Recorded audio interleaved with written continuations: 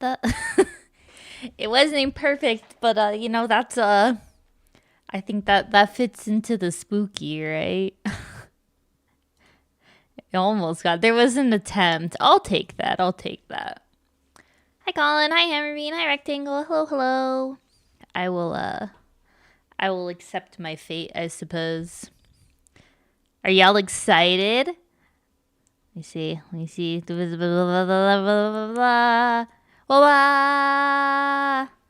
at I did a little, you know, a little spooky ambiance. We got some glowing ears. Got some, I don't know, I tried to make my eyes glow a little bit, so we got a little bit. It was great. I'll take it, Colin. Yeah, right? I don't know. I think it adds to you know, just make things a little spookier. So, we got some other stuff too, but you know, I thought it set the mood well. But yeah, how was everyone's day? Hello, hello. I have I picked a lot of different I picked like different stuff. Some of it is like from short stories I remember enjoying as a kid as far as spooky. Some of it is like some of my favorite scary stuff I've read on Reddit. And then some of it is just like classic campfire. Like I found websites of like camp counselors where they exchange their like campfire stories. So we'll do some of those too. I felt it was a good variety. Had to vote again today. Very spook. No. Yeah. So, well, it's always important to vote. You know, it's good. It's good civic duty to vote. But yeah, it does seem like it happens decently frequently. Yeah, it's a nice atmosphere, right? You got a Ren set today. Ooh, I have a little toolkit. I like it. I don't think I have like a big. It's not like a big set. It was like when I moved to college, or when I moved away for college. My grandpa, that was like my graduation gift. He got me a toolkit, and he's like, "You never know when you'll need it." You know, I was like, "Yeah, thanks." I have used it actually a few times. So it was actually a great gift. I didn't appreciate it as much as I should have. I think the reason I didn't appreciate it, so when I was like, I used to not be very into the color pink. And my grandpa got me an all pink tool set. And I was like, okay. Now I'm like, oh, it's so cute. I like it. But at the time I was like, oh man, why is it like all pink? It's probably like not super high quality, you know? But no, it's like held the test of time, you know? Halo. Today is not a Halo day. You got to get yourself a portable bike kit. Oh yeah, I do need to get a little toolkit. I want to get something like a little pocket or a little side pouch or something to like stick my bag or my phone in, because right now I just put it in my pocket and I don't trust it to not like go in like go flying all over the place, you know? So I need to get that figured out. Morning. Hello. Hi, Brilliant. Yeah, Grandpa was a little funny for it. But like I said, it worked out well for me. I fixed a sink. I'm not very handy, and honestly, I've mostly lived in apartments, so 99% of the time I just call the like maintenance person to come help out. But I did try to fix a sink once. I didn't do a good job. I called the maintenance guy. He's like, "Yeah, just call me next time." I was like, ouch. But it was valid. What else have I done tool-wise? No, yeah, that's how infrequently... I, like, try to put shelves or, like, build stuff, but every time I get, like, into the middle of building it, Val will come help out, because he'll be like, you look like you're struggling. So I get, like, halfway through things, but, like, from beginning to end... I think I built one bookshelf once when I lived in an apartment. Because the desk I got was just like an IKEA one that you like screwed the legs in. So I don't know if that counts. I feel like that shouldn't count. Maybe flooding her home building. Funny story about that. Now, actually, I've had a few times the floor above me in various apartments. This wasn't just one apartment. Various different people above me have flooded their apartment and it leaked down into my apartment. It happened one time on Christmas because I didn't go home for the holidays because I was too far away from home. And so I was just staying in my apartment hanging out for Christmas. And it was like Christmas Eve at like 11 p.m. So basically almost like Christmas morning, you know? And I just heard like a crash, and the neighbors or the like people upstairs apparently had left their like sink on before they left. I don't know who does that. I always check to make sure I didn't leave stuff on, you know. But they left their sink on before they left, and it flooded down and then got into the like light fixture of my apartment, and then that got filled and that burst, and obviously that was super dangerous. So I was like, I called the guy and he was like, do you know what day it is? I was like, I'm aware of what day it is. I'm sorry, but there's like water and open electric stuff, and I have 2 cats, and like, I'm sorry, but like, you gotta come do something about this, dude. And so he did come and fix it. He was pretty grumpy. I had some like Christmas cookies and stuff that I gave him. I was really sorry. I was like, dude, I'm so sorry, but like, I wouldn't call you if it was an emergency on Christmas, like Eve. Obviously, I'm not a jerk, you know. But yeah, it was a whole thing. I felt really bad. I brought him a lot of sweets the like next couple months. Whenever I'd like run into him, like past the maintenance office, and be like, "Hey, you want this cookie or you know like this I don't know drink that I picked up?" Just different things because I felt so bad. He was so mad at me. But who are your neighbors? The robbers from Home Alone. Honestly, though, dude, I don't know why they keep doing that. Some people don't know how to live in apartments or like take care of their stuff, I guess. It's smart to do bookshelf cases with 2 people. Yeah, it's like easier. He got evicted. I don't think this person got evicted. I don't know, actually. I didn't ask. It was a like very nice, like luxury kind of apartment situation, and I feel like it's one of those if you pay your rent, you're fine kind of things. But yeah, that is kind of a disgusting amount of property broken. So maybe they got in trouble for it. Oh gosh. It's kind of amazing how good electricity tubes are. Yeah, it's just scary. That sounds like you need an electrician. So a lot of times in apartments, the maintenance guy is kind of like a jack of all trades. Like they can do a little bit of everything. They're supposed to be able to do a little bit of everything. And if it's like significant, they can like they'll call someone. But generally speaking, like yeah, usually like the maintenance guy. I mean, usually you'll have a team, and some will have like more experience in one area than others, like plumbing versus electric and stuff. But I don't know. I have really bad luck with bugging maintenance guys at bad times of the day. Like, I don't ever want to bother someone at an inconvenient time. But I had another time. It was the first night I'd moved into like my first apartment ever out of college for my job. And I moved in that Sunday, and I didn't have anything yet because my company was like handling all the moving, and they were moving my stuff for me to be like delivered to my apartment. And so that night I had like a blanket and a pillow and like some stuff in my suitcase, right, that I'd brought over. And I was supposed to work the next day, Monday, and then my stuff was gonna come in like Monday evening after work. And I was like, it's fine, I'll be fine for one day, right? Like it wasn't a big deal. And then at like 2 a.m. the fire alarm just started going off, and I don't have any way. I'm short. First off, I'm sorry. I dropped bingo. Check off the bingo board. I'm short, so I can't just reach up and like turn off, do anything with the fire detector. I don't have anything on me because I just have my clothes in my suitcase and like a pillow, so I can't like have a stick and like poke it. I don't have, obviously, a ladder or anything. I had nothing to do. I don't jump very high. And so I called the maintenance line. Dude, he was so mad. He was like, you can't fix this. Like, all you have to do is press the button. And I was like explaining things to him. And he was like, he was so mad. He was like, I'm trying to sleep. I was like, what's the point of an emergency maintenance number if I can't use the emergency maintenance number, right? So he did come like 30 minutes later.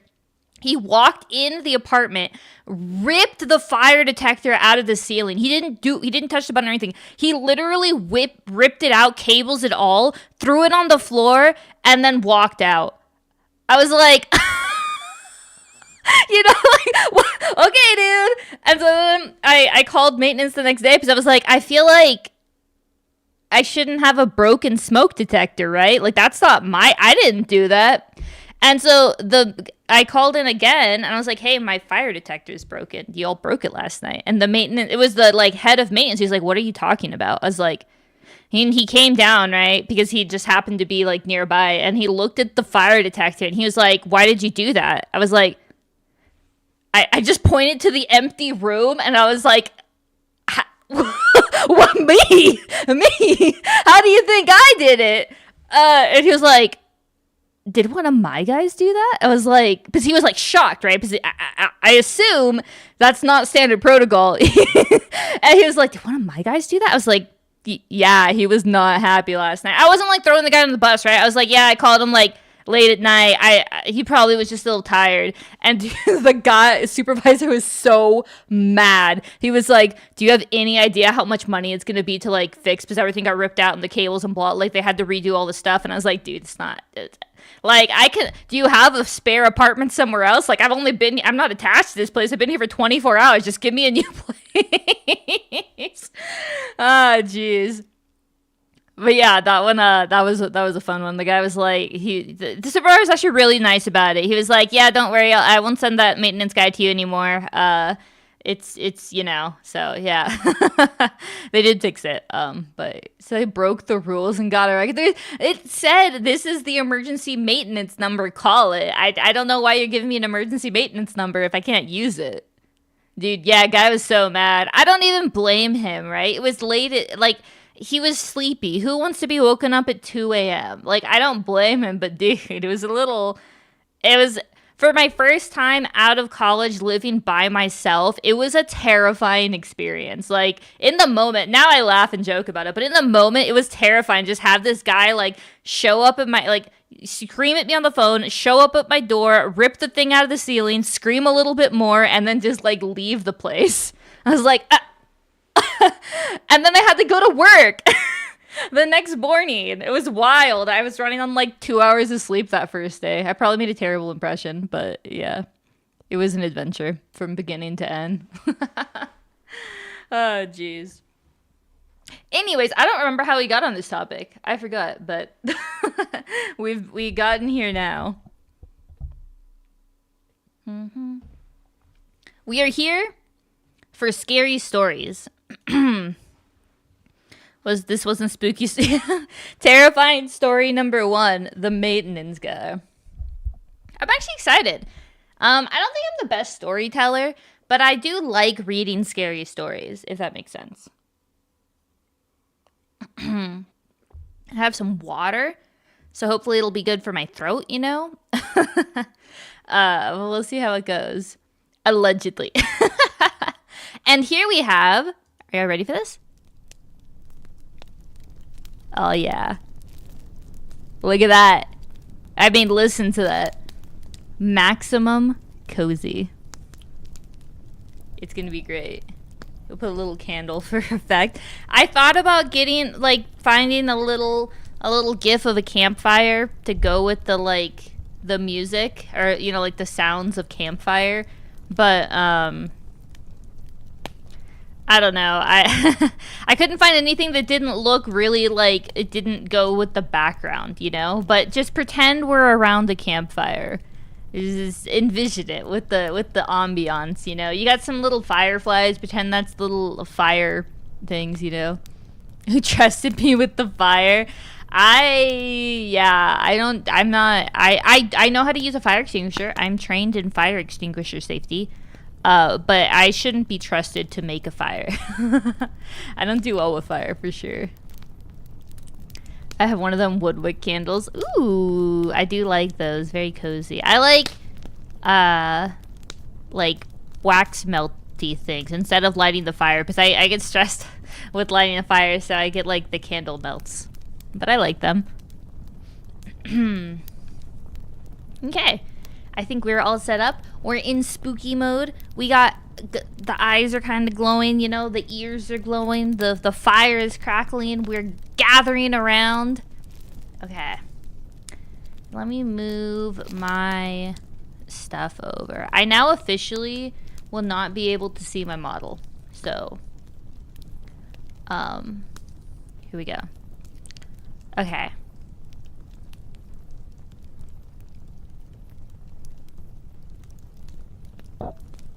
Spooky mode enabled. Sounds like an excuse to buy 3 more screens. I should get. Yeah, I only have 2 screens. I've been thinking about a third one. Actually, I have been thinking about a third one. I think it would go well. Okay, here we go. This first one is from Scary Stories to Tell in the Dark. If y'all ever remember this, reading this as a kid. I could never get through this because I got too scared, but I think I'm old enough now to handle this one. So, we'll see. I haven't read any of them either, so I hope I do them justice. Okay. It's called May I Carry Your Basket? Sam Lewis spent the evening playing chess at his friend's house. It was about midnight when they finished their game, and he started to head home. Outside it was icy cold and quiet as the grave. As he came around a turn in the road, he was surprised to see a woman walking ahead of him. She was carrying a basket covered with a white cloth. When he caught up to her, he looked to see who it was, but she was so bundled up against the coal it was hard to see her face. "Good evening," Sam said. "What brings you out so late?" But she didn't answer. And then he said, "May I carry your basket?" She handed it to him. From under the cloth, a small voice said, "That's very nice of you." And that was followed by wild laughter. Sam was so startled that he dropped the basket, and out rolled a woman's head. He looked at the head, and he stared at the woman. "It's her head," he cried, and then he started to run, and the woman and her head began to chase him. Soon the head caught up to him. It bounded into the air and stung its teeth into his left leg. Sam screamed with pain and ran faster, but the woman and her head stayed right behind. Soon the head leaped into the air again and bit into his other leg, and then they were gone. Oh, that was short. That's like... I can't decide if that would scare me. I mean, it would if it actually happened, but... I think that was spooky light. That was spooky light. Let me find another one. Let's see if there's another one that's good. Yeah, it needs, like, more to it. I agree. Let's see. I think these are all, like, very short. Like, meant to be kid stories. Spooky light. Okay, this one, let's see. What's the next one? What's your favorite creepy campfire story?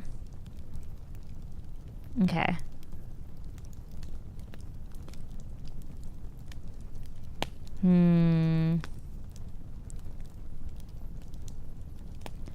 Okay, here's one. I haven't read any of these, so we're kind of winging it here.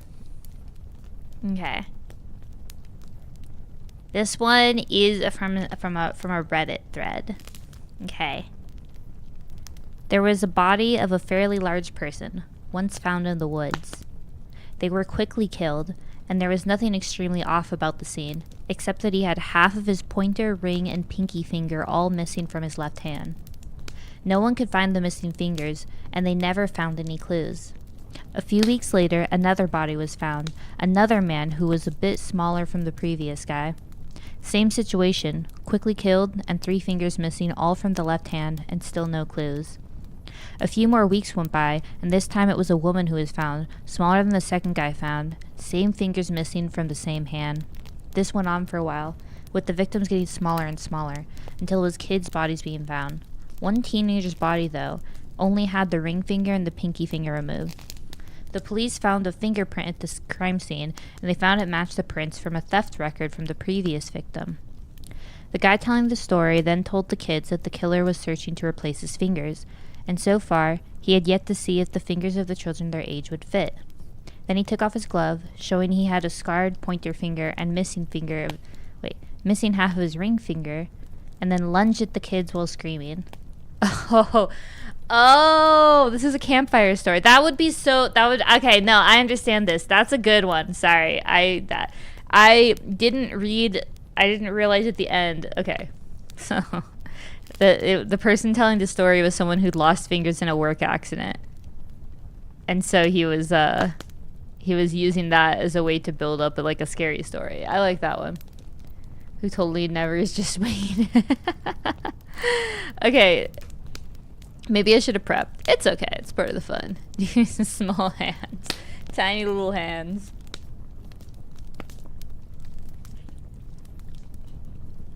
Short person looking for fingers. That does sound a bit like me, huh? Oh gosh. It's part of the experience. Okay. We're gonna jump to the stuff that I really like. So this is on a thread called No Sleep. For some context, does your model have the standard amount of fingers and toes? No, I'm actually missing most of them. I don't think I have a toe cam. You only get shoes. But yeah, my hand's got them all. Or my model hand got them all. We can see that? There they are. Okay. There we go. We're back in the setting. Let me pull up my stories. I have all 6 fingers on each side. It's kind of fun. I don't know. This reminds me so much of like as a kid, you know, finding scary stories with your friends, and you end up with a lot of like not super good ones, and then you find like, you know, 1 or 2 really good ones. But okay.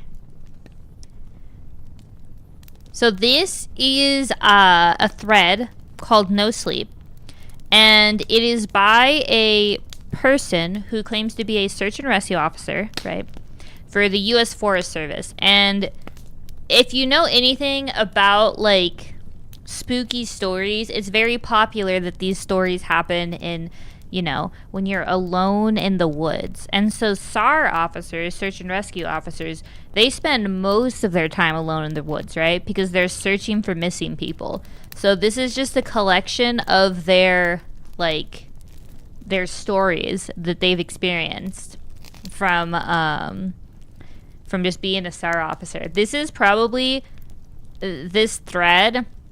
The subsequent threads, I think they did like 5 or 6 of them, is probably some of the scariest stuff I've ever read. Just because, again, this is a SAR officer talking about their real experiences, so it like really sets the mood.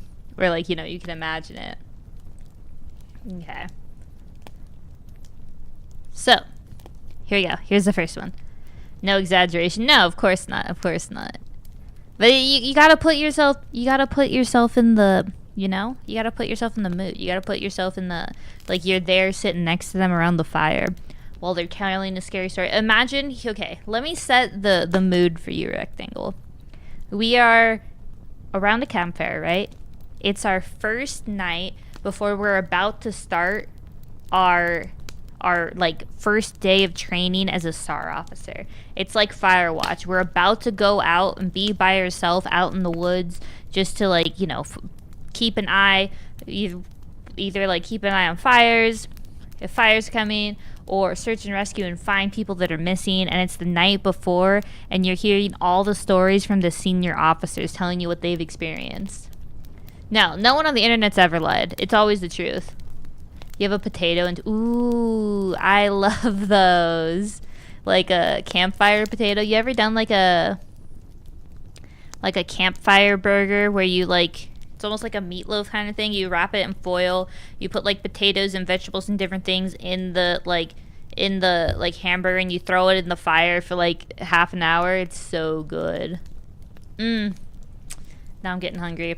Okay, here's the search one. Or the first one.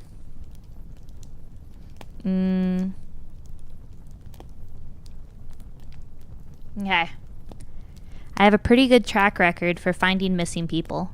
Most of the time, they just wander off the path or slip down a small cliff and they can't find their way back. The majority of them have heard the old stay where you are thing, and they don't wander far. But I've had 2 cases where that didn't happen. Both bother me a lot, and I use them as motivation to search even harder on the missing person cases I get called on. The first was a little boy who was out berry picking with his parents.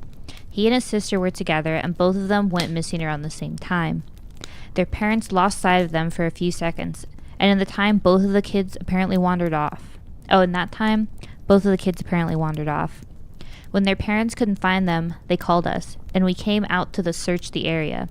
We found the daughter pretty quickly, and when we asked her where her brother was, she told us that he'd been taken off by the bear man. She said he gave her berries and told her to stay quiet, and that he wanted to play with her brother for a while. The last she saw of her brother, he was riding on the shoulders of the bear man and seemed calm. Of course, our first thought was abduction, but we never found a trace of another human being in the area. The little girl was also insistent that he wasn't a normal man, but that he was tall and covered in hair, like a bear, and that he had a weird face. We searched that area for weeks, and it was one of the longest calls I've ever been on, but we never found a single trace of that kid. The other was of a young woman who was out hiking with her mom and grandpa. According to the mother, her daughter had climbed up a tree to get a better view of the forest, and she never came back down. They waited at the base of that tree for hours, calling her name before they called for help. Again, we searched everywhere and we never found a trace of her. I have no idea where she could have gone because neither her mother nor her grandpa saw her come down. Ugh! Ugh! So creepy! Can you imagine just going up a tree and just never, I hate it.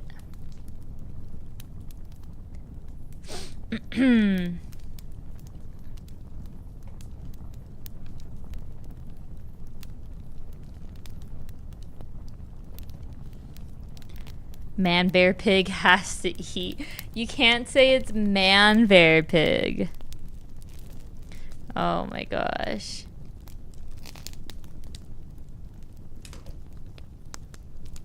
Okay, here's another one. I was teamed up with another SAR officer because we'd received reports of bears in the area. We were looking for a guy who hadn't come home from a climbing trip when he was supposed to, and we ended up having to do some serious climbing to get to where we figured he'd be.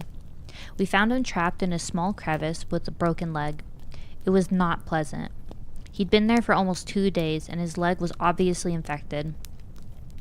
We were able to get him into a chopper, and I heard from one of the EMTs that the guy was absolutely inconsolable. He kept talking about how he'd been doing fine, and when he'd gotten to the top, a man had been there. He said the guy had no climbing equipment, and he was wearing a parka and ski pants. He walked up to the guy, and when the guy turned around, he said he had no face. It was just blank. He freaked out and ended up trying to get off the mountain too fast, which is why he'd fallen. He said he could hear the guy all night, climbing down the mountain and letting out these horrible, muffled screams. That story bothered the hell out of me. I'm glad I wasn't there to hear it.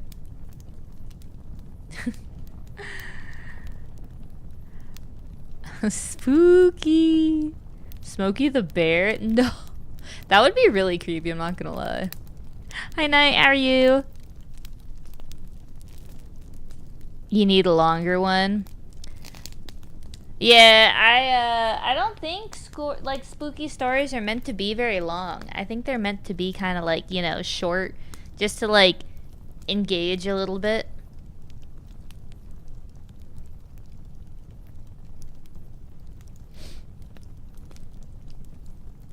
Hello, hello. He made a finish. What do you mean? With the parka?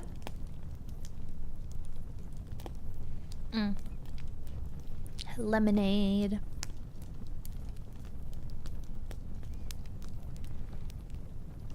Okay. Let's see. We got a couple more from this one. Don't wear pants in the snow. Dude, that's wild to me. I need so many layers. Today, it was like in the 20s. And I was like, yeah, we're not walking the dogs today. It's not happening. It's so nice reading stories. I've actually considered like doing, I think I've told y'all, I've always wanted to do voice acting. So it's kind of fun for me to read stuff like this because it kind of feels like practice to like better enunciate my words. Maybe one day when I retire, I'll voice act in like a I don't know, macaroni and cheese commercial or something. They make weird noises. Oh my gosh. The Finnish aren't to be trusted. That's wild, y'all. The Finnish are out here catching strays, can't even defend themselves. Yeah, the scrape ice off your truck this morning and you were tilted. Dude, I just don't go out anymore. Once it's winter, I just hibernate. I will be in my house for the next like 6 months. I'll just be a potato. Y'all will benefit from it because I'm not going out, so I'll just stream. When I'm bored, I stream. When I'm happy, I'm stream. When I'm trapped for 6 months inside with nowhere to go, I stream. Freezing temperatures is no excuse to not do. I did steps on the treadmill. I actually got a ton of steps yesterday. I got like 20k steps yesterday. It was pretty nice. The truck was driving through the Atacama Desert. The light of day disappeared in the horizon. He decided to sleep. Ugh, no, I don't like any like sleeping out in an area where you're exposed. Those stories get me. I hate them. Nice. Okay, here we go with the next one. One of the scariest things I've ever had happen to me involved the search of a young woman who'd gotten separated from her hiking group. We were out until late at night because the dogs had picked up her scent. When we found her, she was curled up under a large rotted log. She was missing her shoes and pack, and she was clearly in shock. She didn't have any injuries, and we were able to get her to walk with us back to ops base. Along the way, she kept looking behind us and asking why that big man with black eyes was following us. We couldn't see anyone, so we just wrote it off as some weird symptom of shock. But the closer we got to the base, the more agitated this woman got. She kept asking me to tell him to stop making faces at her. At one point, she stopped and turned around and started yelling into the forest, saying that she wanted him to leave her alone. She wasn't going to go with him, she said, and she wasn't going to give us to him. We finally got her to keep moving, but we started hearing these weird noises coming from all around us. It was almost like coughing, but more rhythmic and deeper. It was almost insect-like. I don't really know how else to describe it. When we were within sight of the base ops, the woman turned to me and her eyes were about as wide as I can imagine a human being could open them. She touches my shoulder and says, "He says to tell you to speed up. He doesn't like looking at the scar on your neck." I have a very small scar on the base of my neck, but it's mostly hidden under my collar, and I have no idea how this woman saw it. Right after she says it, I hear that weird coughing right in my ear, and I just about jumped out of my skin. I hustled her to ops, trying not to show how freaked out I was, but I have to say I was really happy that we left the area that night. Ugh! I hate it! I hate it! They're building an indoor walking loop in your town. It's kind of nice. Yeah, I like nice little walking areas. Yeah, exactly. I think that was a good one. It had nice little pieces. It was very descriptive. You could like hear the noises, you know? You could hear the noises. That one made me uncomfy. That one made me look behind me, you know? Like check and make sure everything's okay. Okay. And then, we got a spooky story out. This is scaring me. This is why I really like the stories from the SAR officer, the like series of them, because they just set the mood so well. Hi, Toothless. Status uncomfy. Need it to stop. Okay. This one is the one that got me hooked on reading the whole series, y'all. I read the whole series because of this one. It's a very short paragraph. It's not a story yet. This is setting the mood for the rest of the stories, you know? Okay. This last one I'll tell, and it's probably the weirdest story I have. Now, I don't know if this is true in every SAR unit, but in mine, it's sort of an unspoken regular thing we run into. You can try asking about it with other SAR officers, but even if they know what you're talking about, they probably won't say anything about it. We've been told not to talk about it by our superiors, and at this point, we've all gotten so used to it that it doesn't even seem weird anymore. On just about every case where we're really far into the wilderness, I'm talking maybe 30 or 40 miles, at some point, we'll find a staircase in the middle of the woods. It's almost like if you took the stairs in your house, cut them out, and put them in the forest. I asked about it the first time I saw some, and the other officer just told me not to worry about it, and that it was normal. Everyone I asked said the same thing. I wanted to go check them out, but I was told very emphatically that I should never go near any of them. I just sort of ignore them now when I run into them, because it happens so frequently. Oh, I've googled these. You can find lots of pictures. You can find lots of pictures of these like stories, or of these staircases. And now, okay, this was 10 years ago when I read this. This is a very old post. So like people weren't AI generating and stuff now. Nowadays, if you look up like stairs in the woods, you get a bunch of AI generated, and it's not as like it's not as creepy as the like pictures I looked at 10 years ago, you know? Who doesn't know that you aren't supposed to take the forest stairs? It's so scary. It's so scary thinking about it. There's some stair stories later on. You ran behind his vehicle, his hidden sight was a pit. Ugh, no. That's like La Llorona. That's like the very famous ghost story that I know. La Llorona. I think that's like every Hispanic person's like primary horror story that they know. In fact, I think you might be telling the story. I'm kind of thinking you might be. Spooky stories. Hello, hello.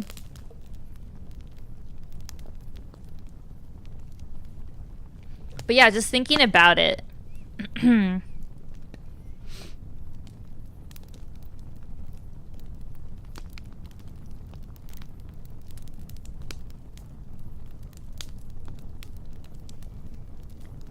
It wasn't La Llorona? Oh, okay. Your cat is protecting you from the stairs. I'm not gonna be able to go upstairs today.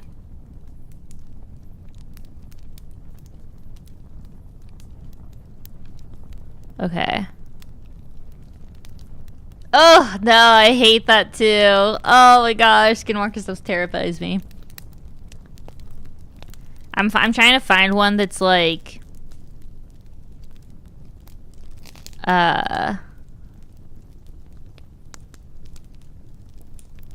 really good. Your stairs will have teleport. How did they get there? I'm trying to decide which one is good.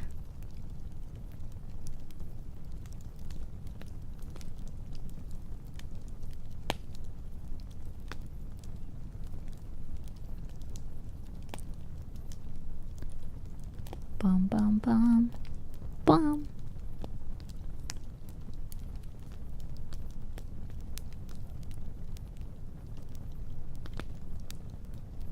You got like 1,000 pages of pure horror, but you probably read a lot of it by now. No, we're like bouncing around trying to find scary stuff. Okay, here. This one is literally called Scary Stories to Tell Unless You're Scared. Let's read.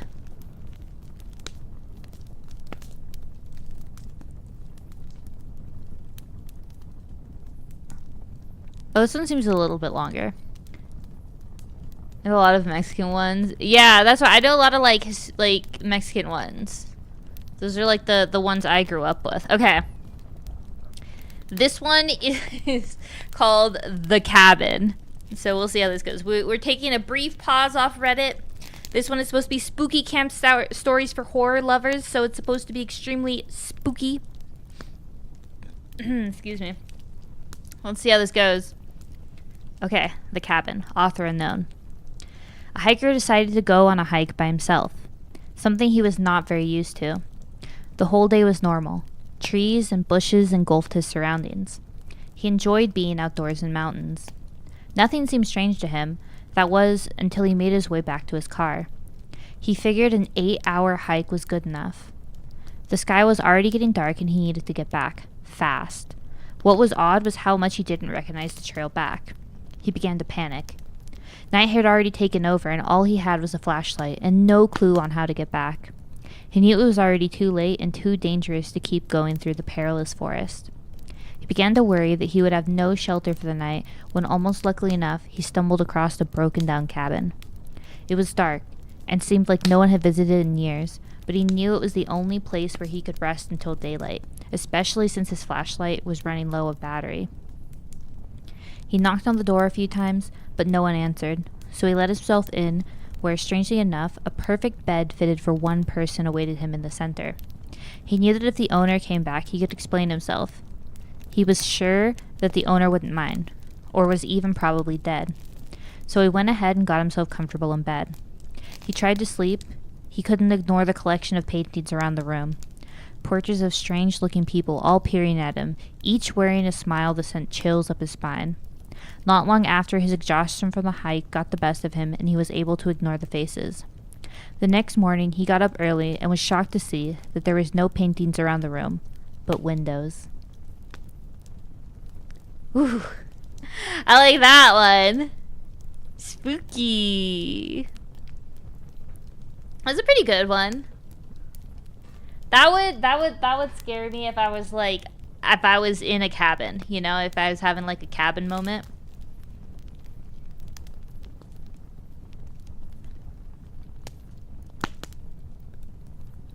Boom, boom.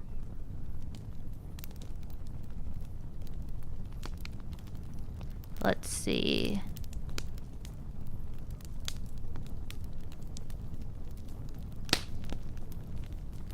Spooky. What'd you miss? Night spooky stories. Yeah, that one I thought was pretty good. I like when I can put myself in their shoes, you know? Okay, let me see if I can find a good stairs story. Give me a second.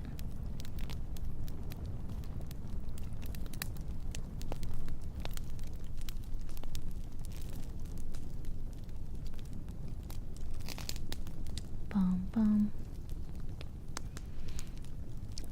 The cabin moment. The moment in the cabin. Okay, well, less outdoorsy friends.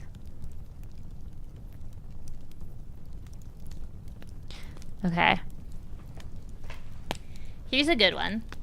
Got a little cryptid in it, you know? Need some bathroom creepy stories? No, I refuse. No bathroom stories. We're gonna keep it to stories outside because I don't leave my house. The outside world, it's okay for it to be scary because I'll never be there. Okay, here's another one of the SAR stories. Never had an apartment with rats in the toilet? What the? No! Never! Oh my gosh. Perhaps I've been a little spoiled with my apartments if rats in the toilet is the standard. Okay. A lot of my less outdoorsy friends wanted to know if I'd ever seen the goat man while I'd been out on calls. Unfortunately, or I guess fortunately, I've never had anything quite like that happen. I guess the closest was the whole black-eyed man thing, but I didn't see anything. However, there was one call where I had something kind of similar happen, but I'm not sure I'm willing to chalk it up to the goat man. We'd gotten a report that an older woman had fainted along one of the trails and needed assistance getting back to the main area. We hike up to where she was at, and her husband is just beside himself. He runs well, I guess more jogs to us, and tells us that he was a little ways off the trail looking at something when his wife started screaming behind him. He runs back to her, and she's passed out on the trail. We get her on a backboard, and as we're getting her down to the welcome center, she comes to and starts screaming again. I calmed her down and asked her what happened. I can't remember verbatim what she said, but essentially what happened was this. She's been waiting for her husband when she started hearing these really strange noises. She said it sounded sort of like a cat, but it was off somehow, and she couldn't quite figure out why. She went a little ahead to try and hear it better, and it sounded like it was coming closer. She said the closer it got, the more uneasy she was, until she finally figured out what was wrong. I do remember this next part, because it was so weird that I don't think I could forget it if I tried. It wasn't a cat. It was a man saying the word meow over and over. Just meow, meow, meow. But it wasn't a man. It couldn't have been, because I've never heard a man make his voice buzz like that. I thought my hearing aid was going out, but it wasn't. I adjusted it and it still sounded all buzzy. It was awful. He was coming closer, but I couldn't see him. And the closer he got, the more scared I was. And the last thing I remember was a shape coming out of the trees. I guess that's when I fainted. Now, obviously, I'm a little perplexed as to why a guy would come out in the fucking woods chanting meow meow at people. So once we got down the mountain, I tell my superior that I'm going to go search the area to see if I can find anything.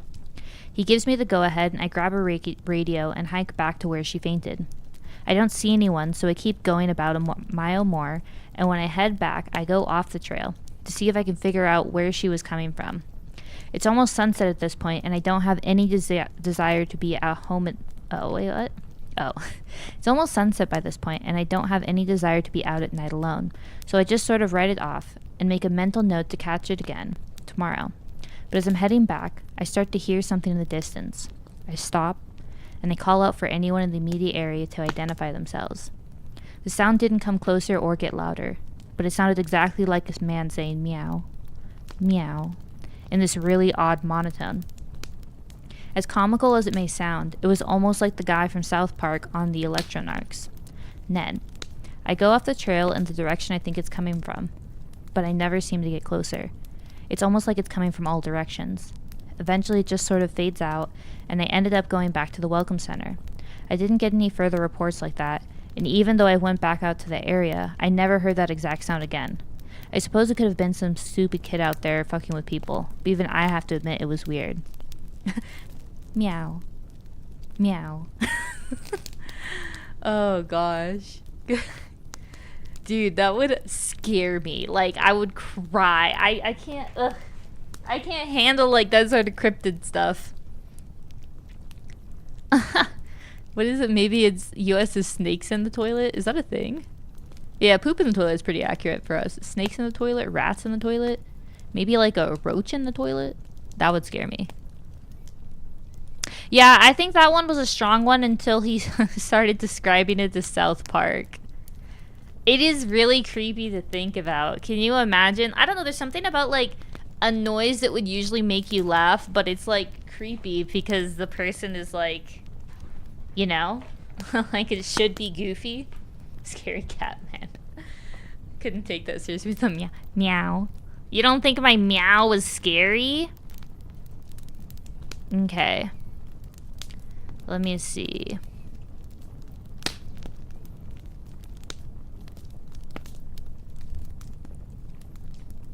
Trying to see if there's any more scary ones. There's a lot of stories in here, but I'm like, I screened through it because there's some very sad stories in here. Because it's a guy telling SAR stories, right? So there's stories of like people being found dead and stuff. And those aren't scary, they're just sad. You know?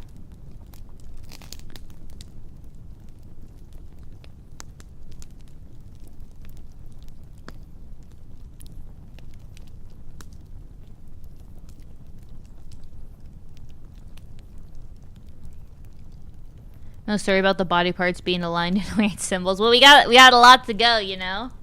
You want the scary? Oh, I don't do aliens. I don't know if aliens scare me. Alien stories, they kind of make me giggle. You know? Let's see, what's another one? This one is called Wallpaper by author unknown. Inside the horror house stories. No.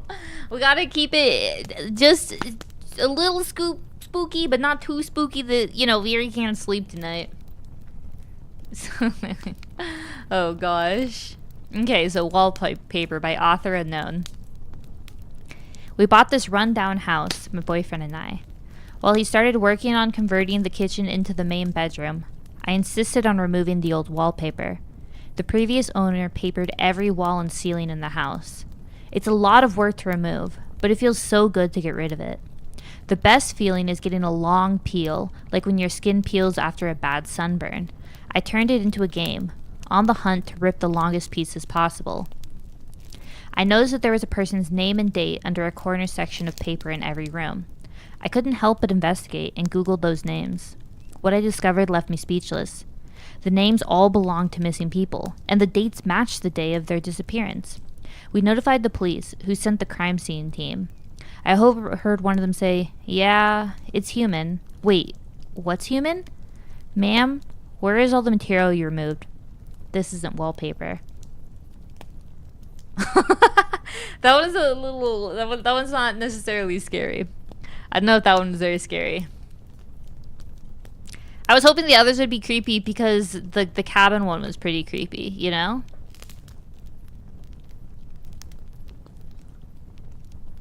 Yeah, that one was too obvious. Exactly. They like built it up. It was too short. Okay, here's... Did I already get this one? I did. Army of the Dead. House of Terror. Blue Baby Bonnet Creek. Oh, a lot of pop-ups. That's scary.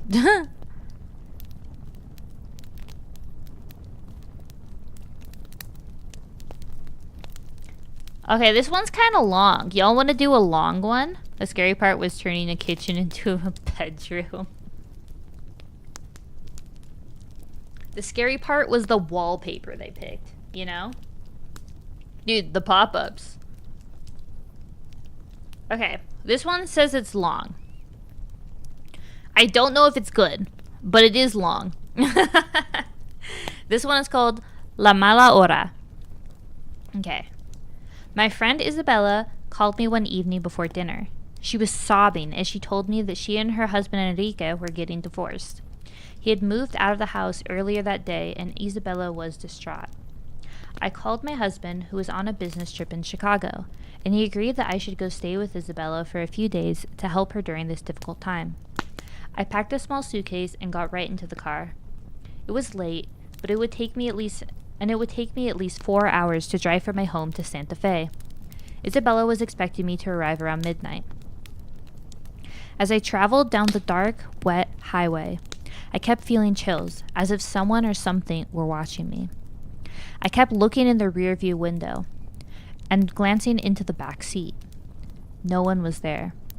Don't be ridiculous, I told myself, wishing fervently that I was home in my bed instead of driving on a dark, rainy highway. There was almost no traffic, and I heartily wished that I would soon reach Santa Fe. I turned off the highway just before I reached the city and started down the side roads that led to Isabella's house. As I approached a small crossroads, I saw a woman step into the street directly in front of my car. I shrieked in fright and slammed on my brakes, praying I would miss her. The car shuddered to a halt, and I looked frantically around for the woman. Then I saw her, right beside my window, looking in at me. She had the face of a demon, twisted, eyes glowing red, and short, pointed teeth. I screamed as she leapt at my window, her clawed hands striking the glass. I put my foot down on the accelerator, and the car leapt forward. For a few terrible moments, she ran along the side of the car, keeping up easily and striking at me again and again. Then she fell behind, and in the rear view mirror, I saw her growing taller and taller until she was large as a tree. Red light swirled around her like mist, and she pointed after me, her mouth moving though I could not make out the words. I jerked my attention back to the road, afraid what might happen to me if my car ran off the street. I made it to Isabella's house in record time and flung myself out of the car, pounding on her door frantically and looking behind me to see if the demon-faced woman had followed me. Isabella came running to the door and let me in. "Shut the door! Shut it!" I cried frantically, brushing past her into the safety of the house. "Jane, what is wrong?" she asked, slamming the door shut. She grabbed my hand and led me into a living room. I sank onto the couch and started sobbing in fear. After several minutes, I managed to gasp out my story. Isabella gasped and said, "Are you sure you were at a crossroads when you saw her?" I nodded, puzzled by her question.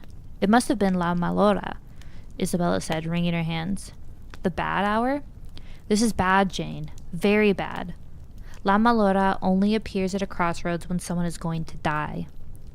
Ordinarily, I would have laughed at such a superstition, but the appearance of the demon woman had me shaken. Isabella got me a cup of hot cocoa, brought my luggage in from the car, and sent me to bed. She was so concerned for me that she didn't once mention the divorce or Enrique. I felt much better the next morning, but I could not shake the feeling of dread that grew within me all day. Neither of us mentioned La Mala Hora, but we were both thinking of her when I told Isabella that I wanted to go home. Isabella insisted on accompanying me. I flatly refused to drive after dark. I was afraid I would see the demon woman again when I passed the crossroads. We left the next morning, and we hadn't been home for more than 20 minutes when a police car pulled into my driveway. I knew at once what it meant, and so did Isabella. The officer spoke very gently to me, but nothing could soften the news. My husband had been mugged on the way back to his hotel after dinner last night. His body had not been found until this morning. He had been shot in the head and was killed instantly.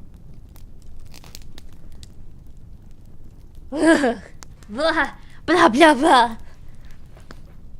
Don't like it. Don't like that one. Scary. That was a good one. That was a nice long one. I like that one. I've heard this one. I've heard that one before. I mean, I hear variations of the story, but like the general principle is there, you know?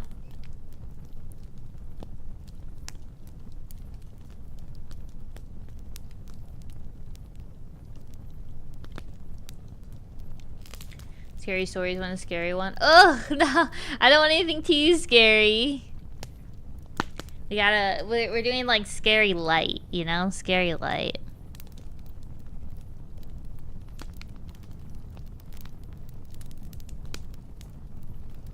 Longer, yeah, the longer ones like let you like get into the mood. You know? Let you really build into the story.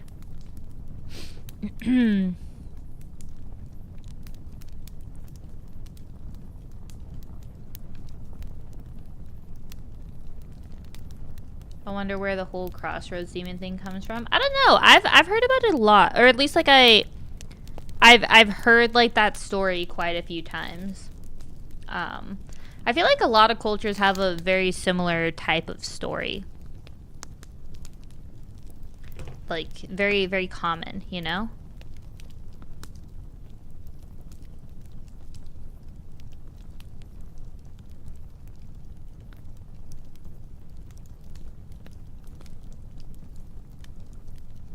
He says locked.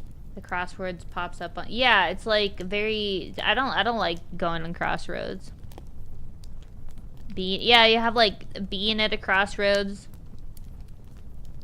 They just kind of like add to a lot of blues folklore. Includes meeting the devil at the crossroads. Yeah, there's just.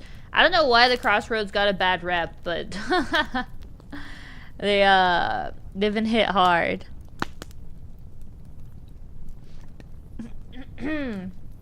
Okay, y'all want to hear another good stare? I promised y'all some good stare in the woods stories. Here's another really good. Dude, I'm obsessed with the stairs in the woods stories. They scare me so much. Okay. So this is another SAR story, but about the stairs in the woods. My buddy has been a SAR officer for about 7 years, and he started when he was a junior in college. And he had a very similar experience when he first encountered the stairs. His trainer told him almost the same thing mine did, which was to never go near, touch, or ascend them. For the first year, he did just that, but apparently his curiosity got the better of him, and on one call, he broke away from the line and went to go check a set of them out. He said they were about 10 miles from the path where a teenage girl had vanished, and the dogs were following his scent. He was on his own, lagging behind the main group, when he saw a set of stairs off to his left. They looked like they were from a new house, because the carpeting was pristine and white. He said that as he got closer, he didn't feel any different, or hear any weird noises. He was expecting something to happen, like bleeding from his ears or collapsing, but he got right up next to them and didn't feel anything. The only thing, he said, that was odd was that there was absolutely no debris on the steps. No dirt, no leaves, no dust, nothing. And there didn't appear to be any signs of animals or insect activity in the immediate area, which he found strange. It was less like things are avoiding them, and more like they just happened to be in a relatively barren part of the forest. He touched the stairs and didn't feel anything except that sort of sticky feeling you get from new carpet. Making sure his radio was on, he slowly climbed the stairs. He said it was terrifying, because the way they'd been stigmatized, he wasn't really sure what was going to happen to him. He joked that half of him was expected to be teleported to some other dimension, and the other half was watching for a UFO to come swooping down. But he got to the top with little event, and he stood there looking around. But he said the longer he stood on the top of the step, the more he felt like he was doing something very, very wrong. He described it as the feeling you'd get if you were in a part of a government building you had no business being in. As if someone was going to come and arrest you, or shoot you in the back of the head at any second. He tried to brush it off, but the feeling got stronger and stronger, and that's when he realized that he couldn't hear anything anymore. The sound of the forest was gone, and he couldn't hear his own breathing. It was like some kind of weird, awful tinnitus, but more oppressive. He climbed back down and rejoined the search, and didn't mention what he'd done. But he said the weirdest part came after. His trainer was waiting back at the welcoming center after the search ended for the day, and he cornered my buddy before he could leave. He said his trainer had this look of intense anger, and he asked what was wrong. "You went up them, didn't you?" My buddy said it wasn't phrased as a question. He asked how his trainer knew. The trainer just shook his head. "Because we didn't find her. The dogs lost her scent." My buddy asked what that had to do with anything. The trainer asked how long he'd been on the stairs, and my buddy said no more than a minute. The trainer gave him this really awful, almost dead-eyed look, and told him if he ever went up another set of those stairs again, he'd be fired. Immediately. The trainer walked away, and I guess he never answered any of the questions my buddy had asked about it since. I don't like the stair stories. The sticky feeling from new carpet. Yeah, it's like when you like step on it and you're like, you sink in a little bit. That's what I think they meant. If they meant like actually sticky, that's kind of gross. I hope your new carpet isn't sticky. But the stair stories get me. Oh my gosh. I don't know, like, it was creepy, right?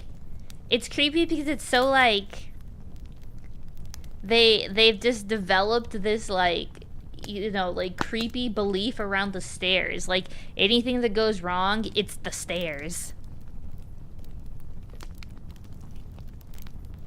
It almost makes me want to go find some, but I don't want to mess with that. Well, first, I don't want to go hiking. Just like period, off the trail. Like going off the trail on a hike sounds terrifying to me.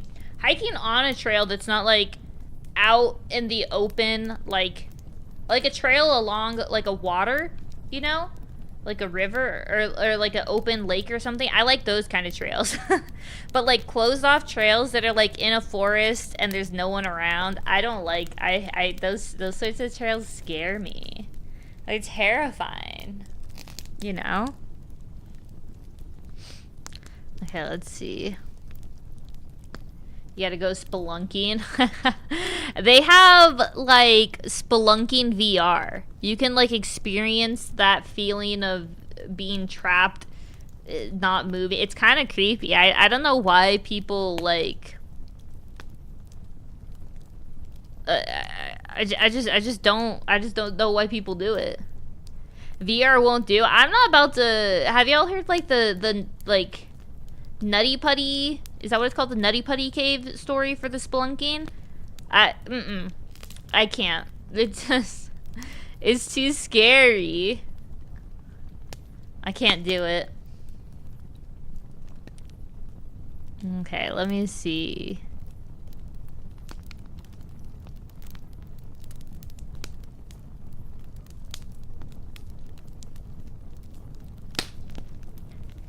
I'm looking for a good one. Don't worry, the instructor will have a sugary snack for you. It's not enough. It's too creepy. Oh my goodness. Yeah, the Nutty Putty thing. There's a VR literally to experience what that person experienced. It's horrifying. I think that some things shouldn't exist, and that's one of them.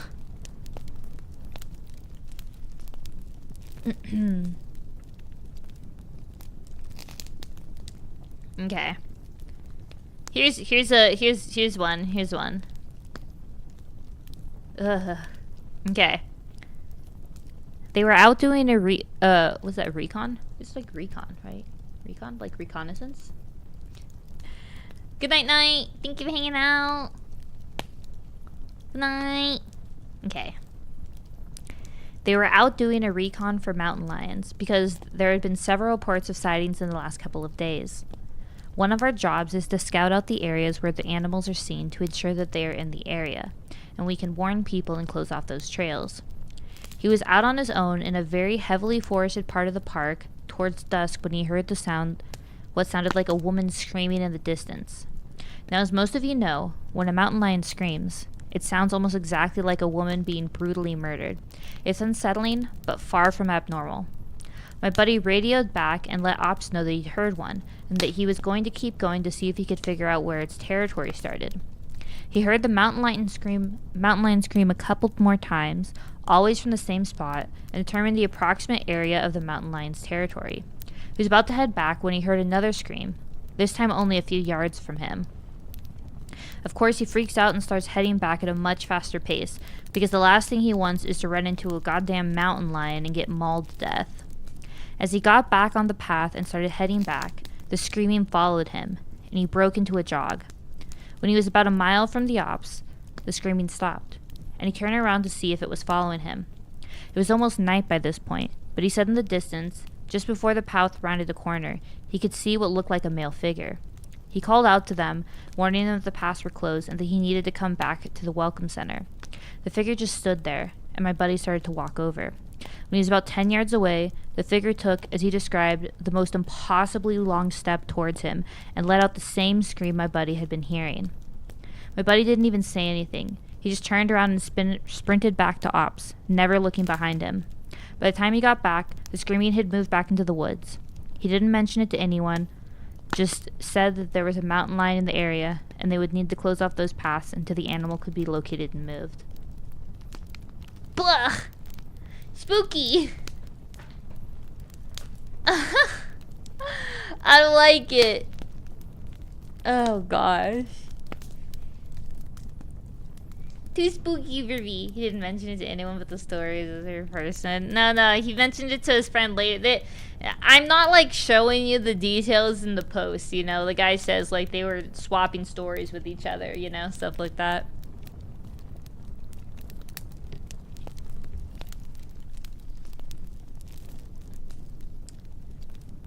Hi, Trigga. Siri. Yeah, like skinwalker stuff, dude. I don't like messing with skinwalker stuff. It's creepy. But it makes for great stories, you know?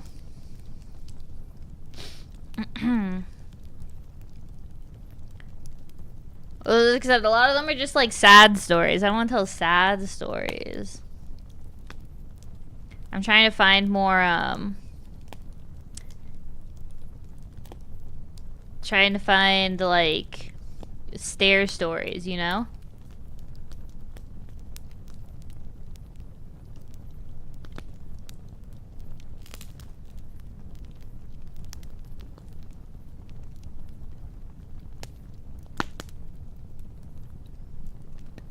Yeah, the stare in the wood stories. Cobra, do you know about the stare in the wood stories? Aren't they so creepy? They just... they're just... ugh. Okay. Here's another one. This one isn't a stare story. Remember hearing people have met... Ugh, I don't want... Dude, so creepy. The quality of stories have always been good. Yeah, I think we're getting some good stuff.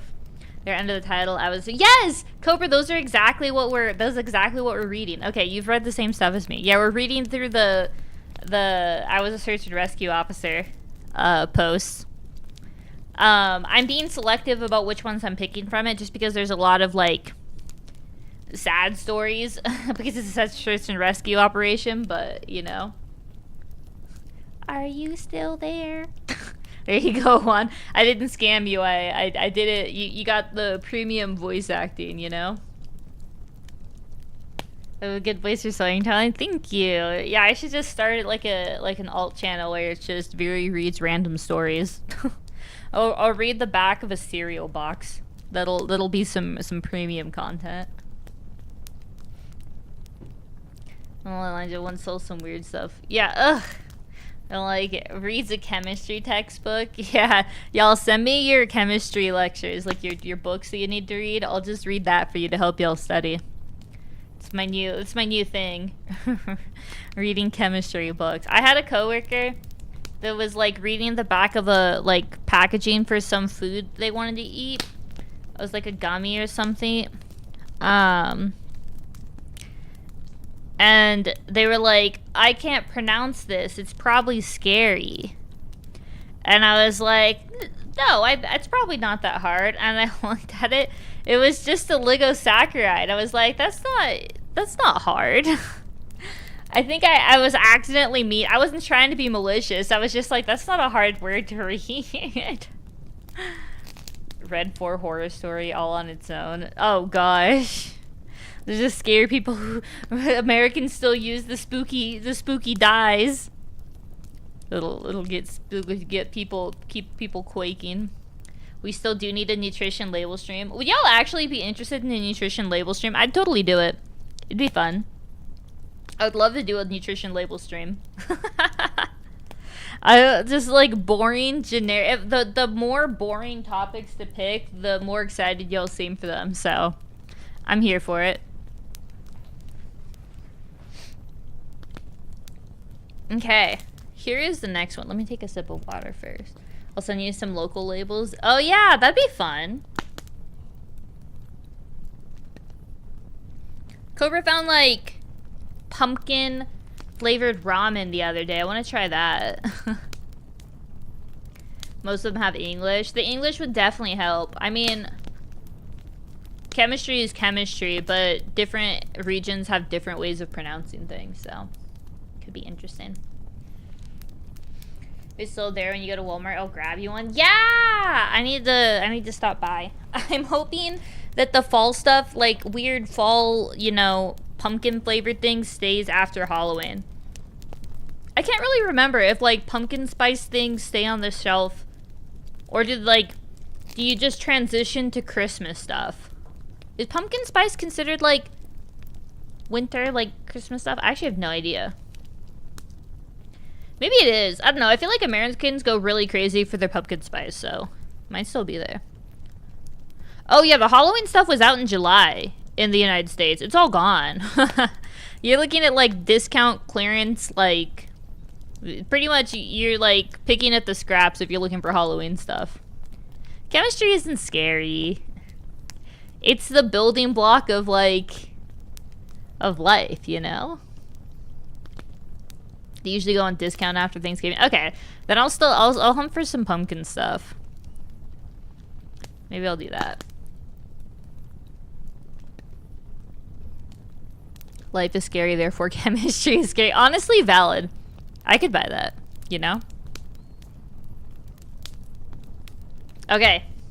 Here's the next one. This one's, again, from one of their, like, star friends, so. Okay. I mentioned to her that I was interested in hearing about any experience she had with people completely disappearing.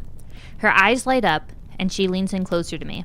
You want to hear a real doozy? She asked. She tells me about how, when she first started, there was a case that got a lot of attention in the media. A family had been out berry picking in an area of the forest very close to the entrance of the park. They had 2 little boys, both under the age of 5, and at some point during the day, one of them vanishes. There's an absolutely massive search, and they find nothing. It's none of those cases where it's like the kid was never there in the first place. The dogs just sit down and don't pick up on anything. No traces of the kid found.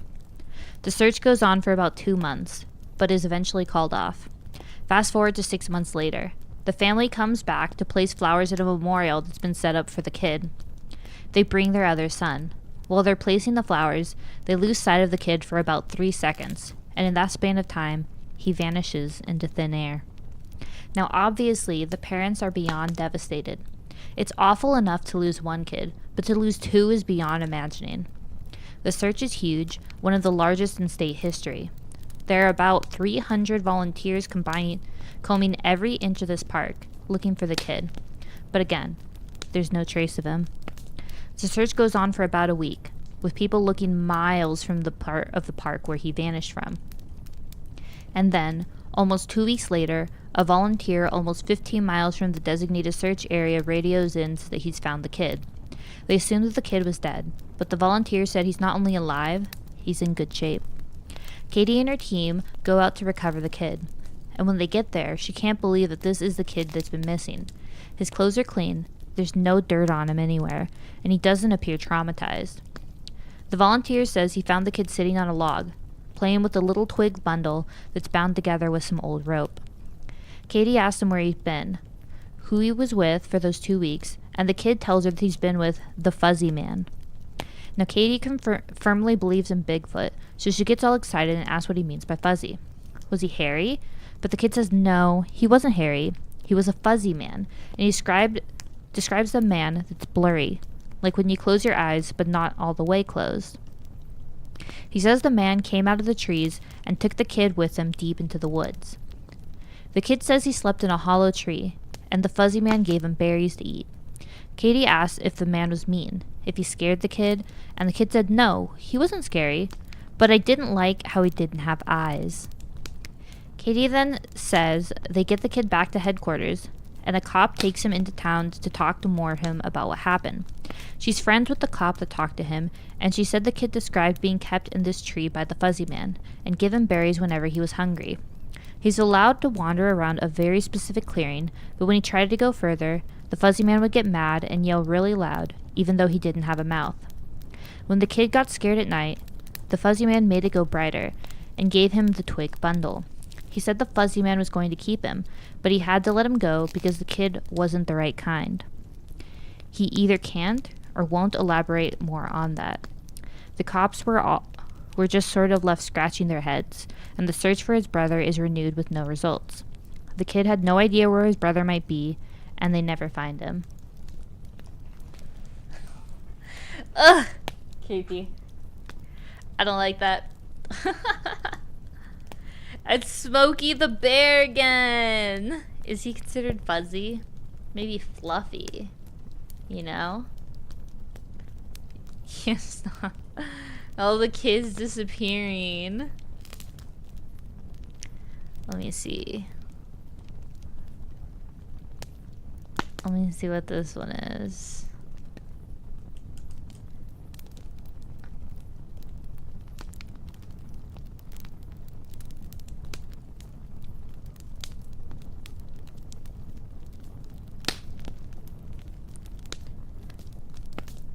Okay, I found another one. These ones are there's just something about being like alone by yourself with no one to like help you, you know? It just really gets to me. Ugh, okay. Here's another one. The last story that Katie told me was of something that happened to her when she got separated from her training group when she was a rookie. They were learning the basics of high elevation belaying on a well-mapped side of the mountain, and she had to use the bathroom. She went off about 50 yards from the group during a meal break and did her business. I'll tell the rest exactly as she told it to me. So I go to take a piss, and once I'm done, I start to get back to the group. But I've only gotten about 5 feet when I realize I have no idea where I am. And this isn't a, oh, I got turned around lost. I mean, I literally had no clue where I was. If you ask me, I don't even think that I'd been able to tell you what state we were in. It was sort of how I imagine people with amnesia feel, you know? You're completely lost and you have no idea what to do. So I stood there for a while, just trying to figure out where I was and what I was supposed to do. But the longer I stand there, the more confused and turned around I get. So I started walking. As I recall, I just picked a random direction and went for it. And as I'm walking, it's just getting worse and worse, to the point where I have no concept of why I'm in the mountain in the first place. I'm just trudging through the snow, and then I hear this voice. It's kind of inside my head, almost like a frog could talk, all slow and croaky. And it's telling me over and over, it's okay. It's okay. You just need to find something to eat. Find something to eat and you'll be okay. Just keep walking and find something to eat. Eat, eat. So I was looking around for anything that I can eat, and I swear I've never felt that hungry in my whole life. It was bottomless, and I think I'd have eaten just about anything you put in front of me right then. I had no concept of time, so I had no idea how long I'd been out when I hear an actual voice coming towards me. I go toward it and I see one of the other SARs, and he's looking terrified. He's running towards me, asking if I'm okay, and what the hell am I doing out here? And the scary thing was, as he's running towards me, I kind of see myself reaching into my belt for my hunting knife. I'm not even really thinking about what I'm doing, but what I am thinking is that I have to eat. If I don't eat, I'll never be okay again, so I just have to eat. He sees me doing that, and he backs off right away. He yells at me to put my knife away, that he's not going to hurt me, and that kind of snaps me back. All of a sudden, I know exactly where I am, and I put the knife away. I run to him, and I ask how long I've been gone, thinking he told me I've been gone for maybe half an hour or so. But he tells me I've been gone for 2 whole days. I've gone over 2 peaks and ended up almost on the other side of the mountain, and if I'd kept going, I would have ended up wandering into about 300 miles of wilderness. They'd never have found me. He can't believe I'm not dead, and of course, I don't know what to think. To me, no time has passed at all. I don't say anything. I just go back to him at the rendezvous point, and I'm taken back to HQ to be airlifted to the hospital. When I get there, they do all kinds of tests and try to figure out what happened. As best as they can guess, I had some kind of weird fugue state, which is kind of like amnesia, or a weird seizure that knocked my brain out of whack. But the truth is that we really don't know. It's never happened again, but I'll tell you, ever since then, I've never been able to go out there alone. People rag on me for making them come with me when I have to leave the group, but I just tell them that listening to me piss in the snow is better than losing me for 2 days on a freezing mountain. Ugh. No! This is why we never go anywhere alone. We always use the buddy system, y'all. Blaine is fall protection for mountain climbing. Oh, I see. I really like, yeah, this is a very well done story with like the perspective switch. The voice is a real thing. It's implanted in you, the croakiness. Really? Is this like a phenomenon people like when they're in survival, they like hear this kind of voice in their head? I've learned that there's people that don't have an internal monologue. It's actually kind of interesting to me. Like, you know, like bounce ideas off of myself all the time. I just kind of think I like to like hang out in my thoughts and just, you know, just see what I got going on up in the noggin, you know. But there's some people that don't have that. It's pretty interesting. Hello, hi. But yeah, I don't like the idea of your brain just like being able to turn off and not really like realizing where you are or like what you've done for the past few days. You know, like time just stopping. It's a very scary concept. Okay.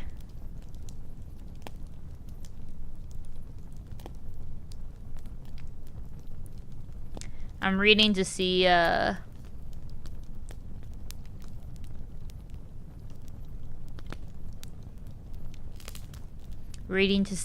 what we got.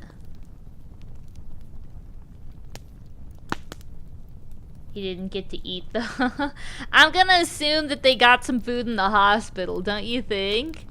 Doesn't know you have an internal monologue. I secretly listen to all of y'all's internal monologues actually, you know? Let's see. Is this a stairs one? No, I'm looking for another stairs one. I'm like skimming for the stairs. Yeah, the descriptions from people who have experienced near-death survival stuff have remarkably similar accounts of what their brain body told them in the moment. Like it was coded into us. Ooh, I don't like that. That's creepy.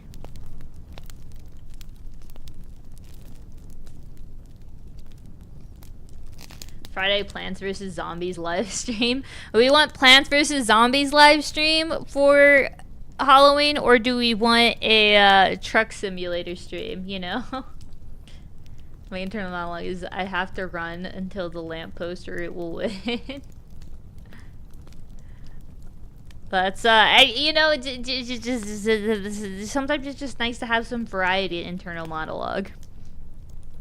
What's that meme where it's like girls when they're like thinking what they think the guy's thinking about, and it's like all these thoughts about like I bet he doesn't even like me or whatever, and then it's like the guy's internal monologue and it's like That was a nice brick on the floor there or something, you know, like completely random. I don't know how true that is because obviously I've never had a man's internal monologue in my head, but I feel like that's a pretty common meme. If you want a creepy story, I recommend Pen Pal. Ooh, maybe I'll read it. No Outlast stream. We already did Outlast, like last year. Amnesia stream. Oh no, I can't do Amnesia. That's too scary. My cousin is having a Halloween party. Oh my gosh! Wait, that's so fun. You get to dress up. I didn't have any Halloween plans, so I don't have a costume. Maybe I should make Halloween plans next year so that I can have a costume. It's like rare instances like this, like Halloween with like costume and stuff, that I'm a little sad that I'm not like a, you know, like a, I suppose like a human streamer where you could like see me, you know, just because then I could have a fun excuse to dress up in a costume. But 99% of the rest of the year, obviously, it's much more fun to be a blue-haired cat girl, so it evens out. It was originally a creepypasta, and the author expanded it into a book. Ooh. I didn't pick any creepypastas intentionally, because I remember reading creepypastas as a kid and, like, literally crying, like, bawling my eyes out in fear. And I was like, I need to still function. It's the middle of the week, you know? I can't be having, like a freak-out session on a Wednesday night. You've actually seen like 5 houses with Halloween decorations. Is that a lot or a little for you? That feels like a lot for, or that feels like a little for me. Almost every house in my neighborhood is decorated. So in the previous place we lived, we didn't really have any like trick-or-treaters, but I'm very sure that we're gonna have trick-or-treaters. That's actually why another reason that I didn't want to stream on Friday, because I think we're actually gonna have trick-or-treaters, and like, you know, the doorbell will be going off a lot, and I kind of want to like hand out candy. So you know, obviously I can't stream while I'm handing out candy. So, oh, what's the most you've ever seen? No, we have like most of the houses there. It's very nice. I could do a hand costume. That's true. Maybe tomorrow I'll draw a little face on my hand, you know? Scary game like Soma or Dead Space. Yeah, I've never played those games before. The clues of the MS Paint and put it on the model. We could do the like MS Paint model like costume decorations. We have done that before. Plants vs Zombies 2. We'll have to save it because I don't have it right now. I don't wanna get it. Maybe I'll get it for next year. It's on raid night, so Val can't hand out candy. He doesn't have raid night. No, he actually does. He has classic raid nights on Fridays actually. His normal raid schedule is Tuesday, Wednesday, Thursday, and then Friday, the other guild, that's for regular retail. And then classic, he's in another guild, and they have raids on Friday that sometimes flows over into Saturday. Pretty much his whole week is, he has like a second job raiding for WoW. You know? But he loves it. It's like his favorite thing in the world, so I'm like, dude, power to you. I wish I could just enjoy one game. But I just jump everywhere all the time. Having trick-or-treaters is fun in a wholesome way. It's nice to see everyone's creativity. Exactly! I think Halloween's very wholesome. Like, everyone gets really creative and has their costume. Everyone's really happy. You can, like, meet all of your neighbors and stuff. Like, it's a very fun experience. I like Halloween. I think some people get way too, like, stressed about looking, you know, really perfect and all that. But the, like, actual, like, concept of Halloween is very neighborly, you know? Very cute. It's very fun. And I'm just never, like, so we got costumes for the dogs. So the dogs will be dressing up. It's a good excuse for me to get costumes for the dogs. So they're different foods this year. And so I thought it'd be fun. I could do, like, a last-minute costume of making, like, little chef hats, you know? And Val and I are, like, you know, chefs, and the dogs are, like, our ingredients. I thought it'd be kind of cute. But I don't know, maybe I'll be even lazier and do like the Sims, you know, thing with the little pipe cleaner on the head. The dogs, some of the dogs that take a chase, and I will see that coming. So Nutella is really funny because, you know, she's a cute little Pomeranian. She loves kids. Like, they're like, she always wants to hang out and play with them. She's a big fan of them, but she gets really excited, right? You know, and so that's, even though Nutella is tiny, like 8 pounds, that stresses kids out, you know? And so kids like to admire her from afar because she's adorable. But like up close, they don't want to hang out or play with her because they're like so scared of her excitement levels. It's really funny. But yeah, they're so scared of like her excitement levels. So she always gets really disappointed. So she's kind of scared the whole neighborhood at this point. So Nutella was gonna be like a was it we ordered like corn for like a corn dog, you know? But her outfit didn't, I don't think it's gonna make it in time. So I think we're actually gonna have to pivot away from the chef idea because her costume from last year was a shark. And I don't think it's really, really that cool to have a, like, allude to, you know, like, like food stuff with shark. But Nutella will be a shark, probably, unless her costume comes in. Corn, no, like corn dog. It'd be cute. But yeah, so one of our dogs is an avocado, another one is a hot dog, and then Nutella will probably be the shark. Yeah, exactly. Like probably not a cool reference, you know. Okay, what is this one?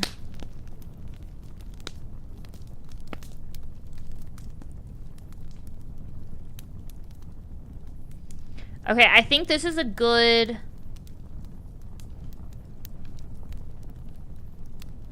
I think this is a good stair story. Are y'all ready to hear a really good stair story? Because this one's pretty creepy. This one goes into some good detail. Okay, so this is another one of this SAR person's friends. Let me set the ambiance. Okay, I'm gonna read you. They have little like ambiance setups before they start the story, so I'm gonna read you the full thing because you gotta experience the whole thing. Okay, so. By pure coincidence, I got to talk to yet another vet, PB, who's been in the SAR field for years. We were partnered on a grid sweep during a training exercise, and we were chatting casually about how we liked the job, what kinds of things we'd seen, and the like. At one point, we passed an old set of stairs, though these were probably from an old fire lookout, given the area we were in. I sort of casually mentioned that I was curious about the stairs, and that I wished I knew more about them. He got kind of quiet, and looked like he wanted to tell me something, but wasn't sure if he should. Finally, he told me to turn my radio off. Obviously, this is something we are never, ever supposed to do, but I did it, and he did the same. About 7 years ago, he tells me, he was out on a call with a rookie. They were in an area of the park that had a lot of strange reports and events. Disappearances, stories about lights in the woods, odd noises, things like that. The rookie was totally spooked. Kept going on and on about things out in the woods. According to PB, the guy wouldn't stop talking about the goat man, just on and on, goat man this, goat man that. Finally, I told him that there was plenty else to be afraid of out here that was very real, and that he'd better get over this thing with the goat man. The rookie wanted to know what kinds of things I was talking about, and I just told him to shut up and walk. We crested a little ridge, and there was a staircase about 10 yards ahead. The rookie stops dead in his tracks and just stands there looking at them. I tell him, see? That's something you should be afraid of. The rookie asked me what the hell these things were doing out here, and for some reason, I just open up and tell him the truth. Or what I've been told is the truth. I could have gotten in a lot of trouble for doing what I did, and I could get in a lot of trouble for repeating it to you. But you're a nice kid, and I want you to stop looking into this. Quit while you're ahead. So I'll tell you what I know, under the condition that you never breathe a word of this to the soups. I told him I wouldn't say a word, and he double checks that our radios are off. When I first started out, we were a little less tight-lipped about them, and other things that happen out here. We warned people before that they were even hired, that there are some weird things going on. I guess the Forest Service was tired of having such a massive turnover rate, and they wanted people to know what they were getting into. So they started having people sign these agreements so that they wouldn't go to the media about what they were going to see. The FS didn't want to scare people away, and so the last thing they needed was spooked rookies running off to the media with stories of ghosts and haunted stairs. But eventually, they found that the agreements weren't necessary. People not only didn't want to talk about what they saw, they wouldn't. A few times, media tried to talk to people when kids or hikers would disappear, and no one would say a word. I couldn't really explain it. I guess we just don't really want to admit that anything is wrong. This is our job, to be out in the woods every single day. We don't need to be spooked, and the best way to avoid that is to pretend like everything's okay. So I'll tell you everything I can think of, and after that, I'm done talking about this for good. And I expect you to not bring it up around me, ever. The stairs have been out here for as long as the parks have existed. We have records going back decades describing them. Sometimes people go up them and nothing happens. Other times... Look, I don't really like talking about this, but sometimes really bad things happen. I saw one guy get his hand sliced clean off when he got to the top step. He reached out to touch a tree branch, and it happened so fast. 1 second his hand was there, and the next second, it was gone. Completely clean wound. We didn't find his hand, and the guy almost died. Another time, a woman touched one of the stairs, and a blood vessel in her brain exploded. Like, literally exploded. Like a water balloon. She sort of stumbled down and came over to me, and all she got out was, "I think something is wrong with me." She dropped like a sack of flour, dead before she hit the ground. I'll never forget the way the blood leaked into the inside of her eye. Before she died, I watched it turn red. I watched it happen, and there wasn't a single thing I could do to help. We've warned people not to go anywhere near them, but there's always at least one idiot who does. And even if nothing happens to them, something bad always happens. Kids go missing as we're on their trail. Someone dies the next day, cut in half in a completely safe part of the park. I don't know why, but something bad always happens. I don't know exactly why they are out here, but it doesn't matter. They're here, and if we're smart, we tell our new officers exactly what they're capable of. We were both quiet for a little while. I was afraid to talk, because I wasn't sure if he was done. He looked like he wanted to say something else. Finally, he spoke up again. "Have you ever noticed how you can't find the same ones twice?" I nodded, expecting him to continue, but he just stayed quiet, walking alongside me, and eventually he started a story about the biggest deer he'd ever seen in the park. I didn't bring up the subject again, and I didn't press him for more stories. He dropped out of the op the next day. Apparently, he left before the sun came up. He said he was sick. None of us have heard of him since he left.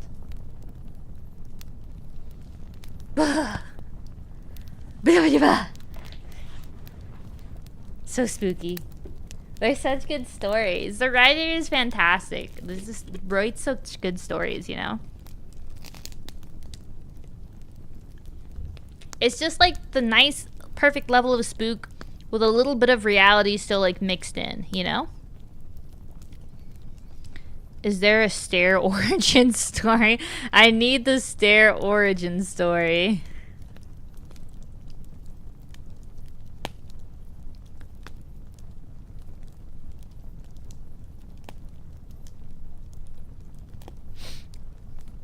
Your streams are great because you will be going with great content transfer into 10 minutes of yap. Oh gosh, yeah. It's like good stories with some yap in between. It seems to be random. I recall the author wants to write more but doesn't have the rights because they were sold for that Channel Zero show. She's going to get them back. Wait, really? The author doesn't have the rights to their own story? Wait, that's so sad. We did such a good job.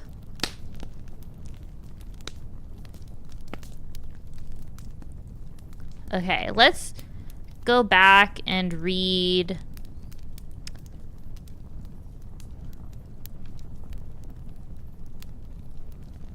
This is another one from Scary Stories Tell in the Dark. Just love the idea of the forest being like full. Yeah, dude, forests are so scary. Like, there's so much. It's the same as like stories about the deep sea, you know, like people out on the ocean. Like, it's because it's so unexplored. It just feels like, yeah, I could totally believe that, you know? Like, if there was ever a place where there was magic or something like that, it would be out in the middle of the ocean or out in the middle of a forest.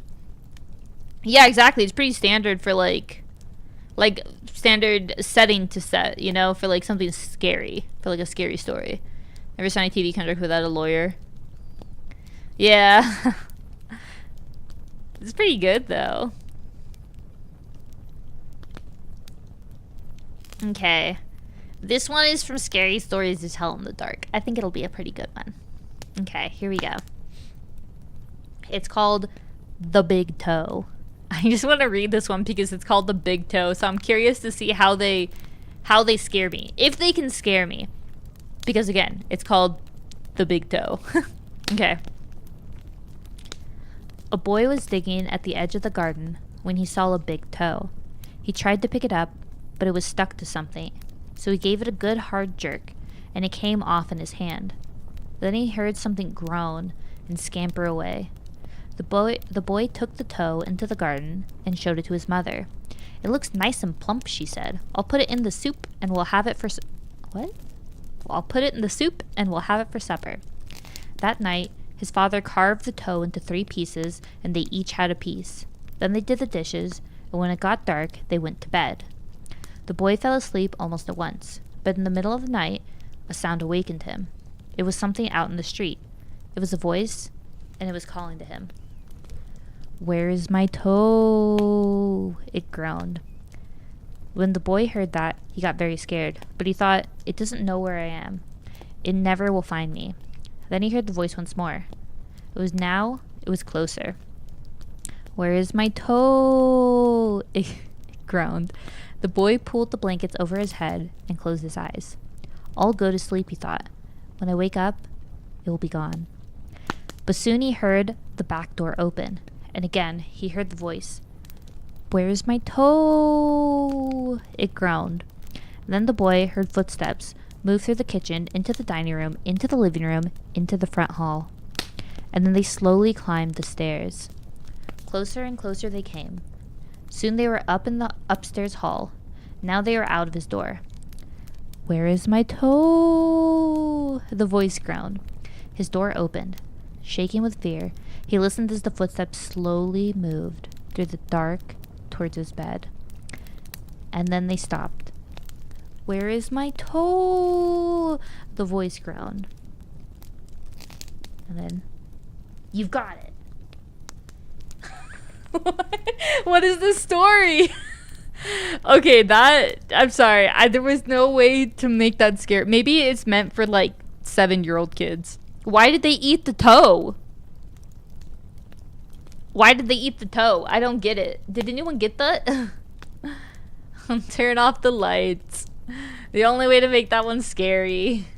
Who just eats a toe? Exactly. I'm more distracted by the toe eating than anything else. We need to talk about that.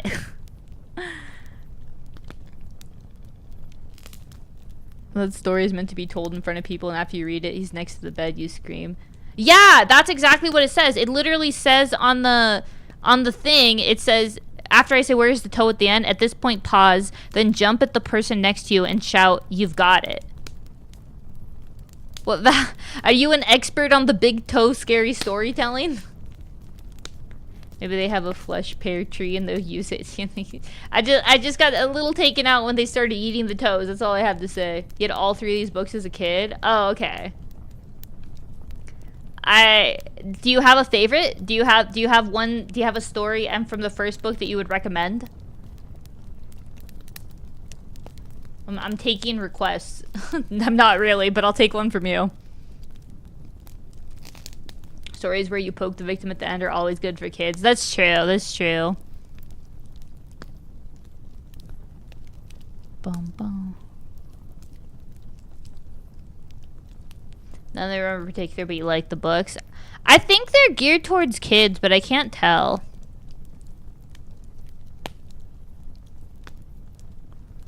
Okay. This one seems like a good one. This is a nice long one. Okay. This is a SAR story. One of the vets at the training op reads No Sleep, and he recognized my stories. He knows me pretty well, and we've swapped stories before. He asked if he could share something he's noticed about the stairs, and some thoughts he had. I'm really glad you decided to share these. I think it's important that people be aware of what's out there, especially since the Forest Service is doing such a good job at covering it all up. I asked him what he meant. What do you mean? What do I mean? The lack of any kind of media attention? No coverage of missing kids or bodies found miles from where they got lost in the first place? David Pauldus hit this right on the head. The FS is doing everything they can to keep people coming here, even if it isn't safe. I mean, to be fair, it's not like these things happen every day, but the numbers add up, and it's worth looking into, especially the stairs. I was surprised you didn't mention the flipped ones. I didn't know what he was talking about. I couldn't remember him ever talking about something like that. He seemed somewhat incredulous. Dude, I can't believe you have been on this long without seeing them. No one told you about them? I shrugged and I asked him to elaborate. Well, there's the normal stairs, the ones that pop up when we're out a ways. I know you know about them, but sometimes I've run across ones that are flipped upside down. I guess it would be like if you had a dollhouse and the stairs were a separate piece. Now take that, flip it upside down, so the top step is stuck in the dirt, and put it out in the woods. They're like that. I don't see them as often but they're odd, to say the least. Makes me think of footage taken after a tornado, when houses are all blown apart and random things are just left standing, like chimneys and garden walls. Those ones freak me out more than the normal ones because I can't really write these off as easily. I don't scare very easily, like most of us who work out here, but the idea stuck with me, and it bothers me. I'm going to try to find out more about them. He also mentioned how many people were bothered by the guy with no face. He got really excited and told me that he had seen something similar. I was out on a training exercise a few years ago. I was camped out in my tent, and I heard someone walking around outside of camp. We're told not to wander far, which you know, so I wondered if maybe it was a rookie who'd gotten up to pee and couldn't find his way back. I remember that guy in our group a few years back who almost fell off the mountain. Well, I'm paranoid about that happening again, so I got up to see what was going on. I went to the edge of camp, and I called to whoever it was and told them the camp was this way, but they kept going back out into the woods, so I went after them. I know it was stupid, but I was half asleep, and I just really didn't want to deal with someone getting hurt. I followed this thing to a dead straight course up for about a mile, and then it stopped on the edge of a little river. I could see the outline of it because the water was reflecting the moon, and it just looked like an ordinary guy. He had a pack on, and it looked like he was facing me. I asked if he was okay, if he needed help, and he cocked his head like he didn't understand me. I always have my pocket knife on me, and it got a little thumb light attached to it, so I turned that on and lit up his chest so I wouldn't blind him. He was breathing slow and deep, so I wondered if he was sleepwalking. I went closer and asked him again if he was okay. I moved the light up, and something didn't seem right, so I stopped. He kept breathing this really slow, deep breath, and I sort of figured out gradually that that's what was bothering me. It was like he was pretending to breathe, but not actually doing it. His breaths were too even and deep, and all his movements were exaggerated, like his shoulders going up and his chest moving. I told him to identify himself, and he made this muffled noise. I moved the light up, and I shit you not, this guy had no face. Just smooth skin. I freaked out, and I sort of fumbled my light, but I saw him move towards me, but he didn't actually move. I don't know how to explain it, but one second he was at the edge of the river, and the next second he was 5 feet from me. I never looked away or blinked. It was like he moved so fast my brain couldn't keep up. I tripped and fell, and I could see this line open up on his throat. It stretched up to his ears, and his head tilted back, and he smiled at me with his throat. There wasn't any blood, just this gaping, dark hole, and I swear he smiled at me with this gash in his throat. I got up, and I ran as fast as I could back to camp. I couldn't hear him following me, but I felt like he was always right behind me. Even though I looked back, I couldn't see him. I calmed down when I got back to camp. The fire was still going, and I guess that pack mentality of being with other people made me stop and breathe a little. I waited by the fire to see if he'd follow me there, but I didn't hear anything else for a few hours, so I went back to bed. I know it sounds weird, but the whole thing was just so surreal that it was almost like I immediately wrote it off as my imagination. Spooky. You think the guy without a face? Nah, he's everywhere. I know, there's been a lot of, like, no face twists. Well, I think it's because it's, like, the same person telling the story, you know? I don't like it.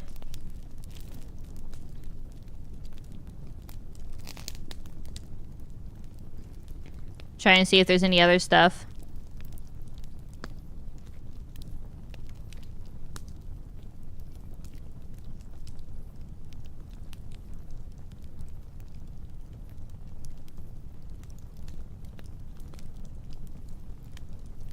Do I have any other genres? What other genres are we looking for? I'm kind of just like picking stuff. Picking random stuff, you know?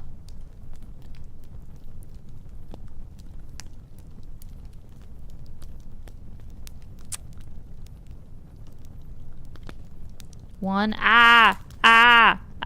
I'm looking at these,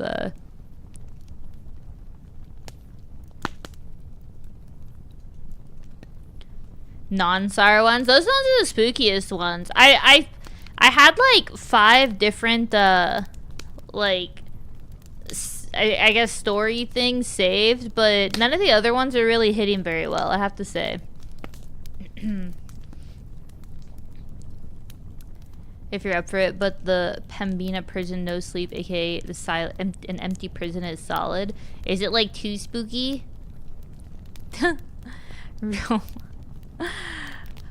I'm getting pretty creeped out. I'm kind of this one. Okay, the last one. Let's end on a good note. This one says this chapter has a. The ones in this chapter are meant to make you laugh. Let's pick a story that's meant to make us laugh.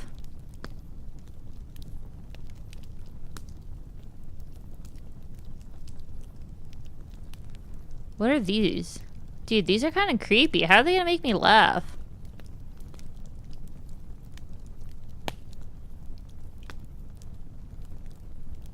I think I'm missing some cultural reference for the SAR ones. It's like, y'all don't have like a search and rescue kind of thing? Okay, this one has a cat. This one has a like a drawing of the cat. We'll end on a cat. I don't think it's meant to be a spooky story. It's meant. I think it says it's meant to make you laugh. So, hopefully, it's a you laugh you lose challenge. It's called "Wait Till Martin Comes Home." An old man was out for a walk. When a storm came up, he looked for a place to take shelter. Soon, he came to an old house. He ran up to the porch and knocked on the door, but nobody answered. By now, rain was pouring down. Thunder was booming, and lightning was flashing. So he tried the door. When he found it unlocked, he went inside. Except for a pile of wooden boxes, the house was empty. He broke up some of the boxes and made a fire with them. Then he sat down in front of the fire and dried himself. It was so warm and cozy that he fell asleep. When he woke up, a black cat was sitting near the fire. It stared at him for a while. Then it purred. That's a nice cat, he thought, and dozed off again. When he opened his eyes, there was a second cat in the room, but this one was as big as a wolf. It looked at him very closely and it asked, "Shall we do it now?" "No," said the other cat. "Let's wait till Martin comes." "I must be dreaming," thought the old man. He closed his eyes again. Then he took another look. Now there was a third cat in the room, and this one was as big as a tiger. It looked the old man over and it said, "Shall we do it now?" "No," said the others. "Let's wait till Martin comes." The old man jumped out the window, and started running. "When Martin comes, you tell him I couldn't wait," he called. That's so dumb. Well, it's just dumb. Okay, I guess it kind of made me laugh because it was dumb, you know? That was pretty good. I thought these were good stories. I like these. It's gonna be something horrifying. Cats are pretty scary, you know? Cats are terrifying.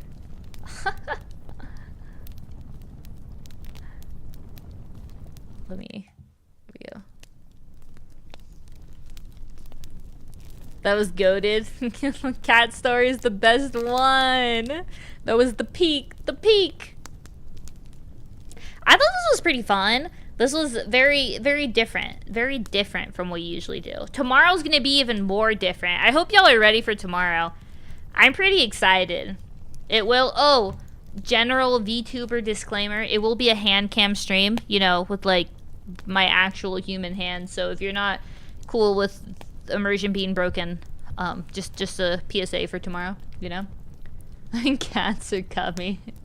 Dude, my cats are always up to no good. It's kind of great. It keeps things fresh, you know? It keeps things fresh. But yeah, I like this. I don't wear gloves like the pros. I mean, it's too late now. I have too many hand cam streams on YouTube, you know? But yeah, I like this a lot. We'll do it. Maybe we'll do more fun storytelling other days. Hopefully y'all don't mind me do something a little different. Let me track you for, oh gosh, oh my gosh, don't even start. I've had some creepies before. But yeah, tomorrow, for those of y'all that don't know yet, we will be making a gingerbread house, a haunted gingerbread house. So I think it'll be pretty fun. I'm very excited for it. I'm very excited. For those of y'all that have been around for a while, you probably remember my disaster of a gingerbread house that I did, like, it was Christmas of last year, right? Sometime in December of last year. I did a gingerbread house with a gingerbread kit I'd had sitting on my counter for like 2 years. And let's just say that was, there's a shelf life on gingerbread houses, and apparently they're less than 2 years, so. Oh my gosh, the whore! No, please! The anime cat girl! Oh gosh.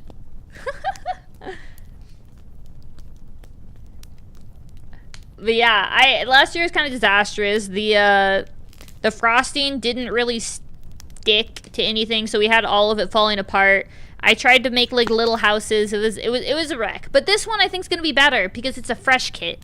It's a fresh, new kit, and it's gonna be really awesome. And we're gonna make the coolest gingerbread castle thing in the world. So this one's from this year. I mean, allegedly, I got it from the shelf this year, so I think it'll be pretty good. I think we get to find out tomorrow. Get some powdered sugar for snow. No, it'll get all over my desk. It'll be all messy and gross. Your friends just made one using metal wire and glue.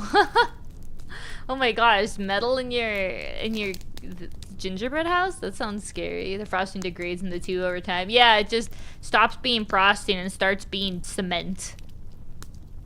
What do you do to that gingerbread? I ate a little bit of it, and then I was like, this will probably make me sick, so I stopped and unfortunately threw it away. But this year I'm hoping I can actually eat it. That's the goal. The goal is to actually eat the house. So, we'll see. It's from a box. It can't be that bad, right? That's, I assume. It's like just sugar, cooked flour, stuff. I think it'll be fine. But it is now time for me to head out. Gotta switch gotta turn off the campfire sounds. Oh, wait a second. Oh, sorry, I had to sneeze. Oh my goodness. But yeah. I think we'll get the Gojo Labubu. Dude, Val's in chat. Maybe I could convince him. Be like, dude, this is my birthday gift. All I want is Gojo Labubu, But yes, I will be heading out. Oh, let me turn off. Oh, there we go. Oh, that's funny. I'm still glowing. Oh, right. Because pass Val. No. Okay, well, I have until the, holiday season is over to convince Val to get the Labubu, But yeah, I'll be heading out. Stream will be starting probably like 30 minutes later tomorrow, just so that I have time to like do my whole setup and everything. If it ends up starting at the regular time, we'll yap for a bit until we start so that people don't like miss, But yeah, it is time for me to head out. I hope everyone has, as always, a fantastic evening and a great day tomorrow. And I'll see y'all for gingerbread fun, I'll see y'all for gingerbread fun tomorrow. Good night. Bye.